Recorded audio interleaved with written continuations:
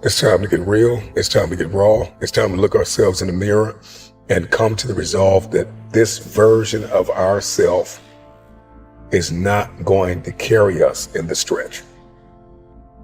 I've been this version of myself long enough that if I don't change, if I don't do something about this, then I'm going to find myself bankrupt. Having that faith, that vulnerability to just see things that are hard to see. You got to get comfortable being uncomfortable. So can you handle the truth? It's a question. And if you can't, then if you see that, then you can say, well, if I'm going to change, I'm going to have to figure out how to deal with that discomfort until the point that I can see what I need to see, then I can change it. So it's the persistence of continuing to do something until you can do it. Can't is not an option. It's either I will or I won't. I can, I know I can, but I will or I won't, you know, and that's the thing. And in some cases, you may try your hardest and you just don't win, or you don't pass a test, or you don't succeed. That's part of life. Understanding it's going to take hard work, discipline, and learning how to work with other people in order to get to the next level.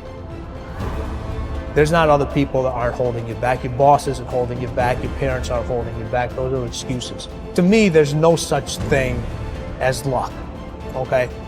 All luck is preparation meeting opportunity, plain and simple. Once I realized that I could get better at anything, it dawned on me that how I spend my time is a spiritual consideration. And I didn't want to die with potential that I failed to turn into skill set. That, to me, that speaks to me. How much of my potential can I actually turn into skill set and get good at this stuff and push and grow and improve? Like, that to me is just this incredibly intoxicating thing. You're waking up every morning with a desire to adapt, with a desire to change. Stand out today. Be different. Become something different. Stop lying to yourself and stand up and become something with worth, something with more than you've ever been. Your goals that you set for yourself, that's your power. Your ambition is your power. It's about how hard you can get hit and keep moving forward. How much you can take and keep moving forward. You have to electrify and get all the things that are necessary within you to start doing the things that you need to do. So when the time comes, you can kick down that door and move towards the possibilities of being the best of who you really are.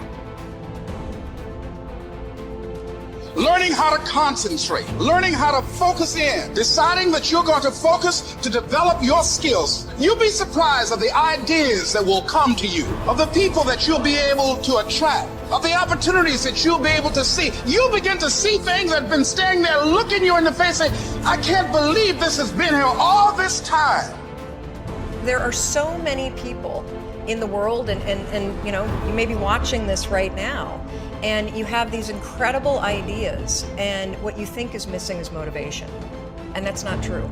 Because the way that our minds are wired, and the fact about human beings, is that we are not designed to do things that are uncomfortable or scary or difficult.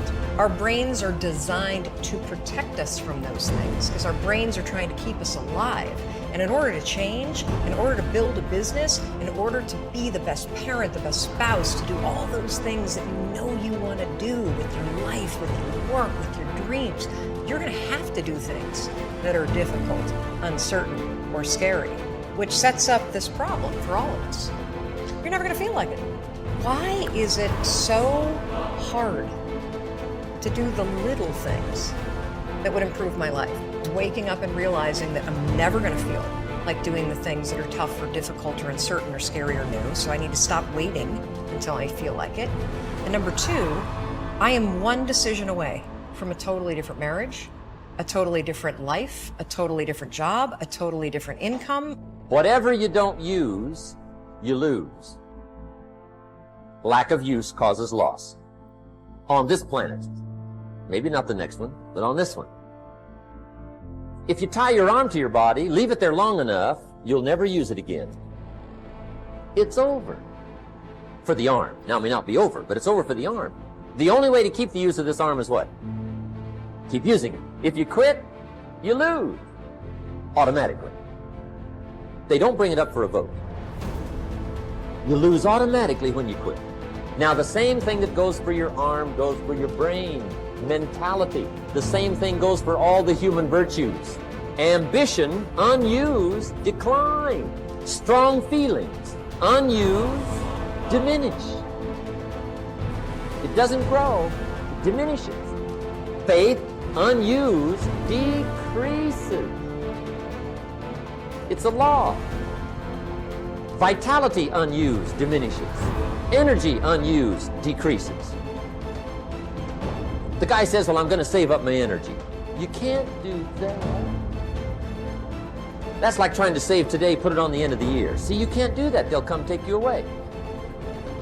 If you don't use today, what? It's lost. The guy says, well, I'll work twice as hard tomorrow to make up for it. See, that's foolish. You could have done that anyway. Today unused is lost. A talent unused is lost. An ability unused is lost. So here's one of the key expressions of the evening. Take a new inventory of yourself. Starting tomorrow, new project. Take a new inventory and make sure that all of your talent and ability and mentality and ingenuity and vitality and strong feelings, faith, courage, make sure that all you've got's being used. Otherwise, you lose. Resolve to focus on the solution and what can be done now, rather than on what happened and who's to blame. Think in terms of the actions you can take to resolve the situation, rather than what went wrong and who is to blame. To remain optimistic, look for the good in every situation. When you look for something good, you will always find something good. Furthermore, while you're looking for something good, because your conscious mind can hold only one thought at a time, you will automatically become positive, optimistic, and back in full control. Seek the valuable lesson in every problem or difficulty. Every setback you face contains one or more lessons that have been sent to you to help you be more successful in the future. The difference between successes and failures is simple. Failures feel sorry for themselves when things go wrong, whereas successful people look for the valuable lesson they can learn that will help them in the future.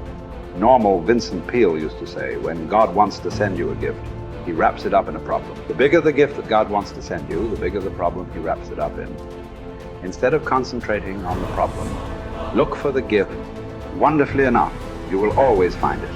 What's more, sometimes the gift or valuable lesson can be of far greater value than the cost of the problem itself. Sometimes one lesson that you learn in dealing with a problem can be the key to your long-term success.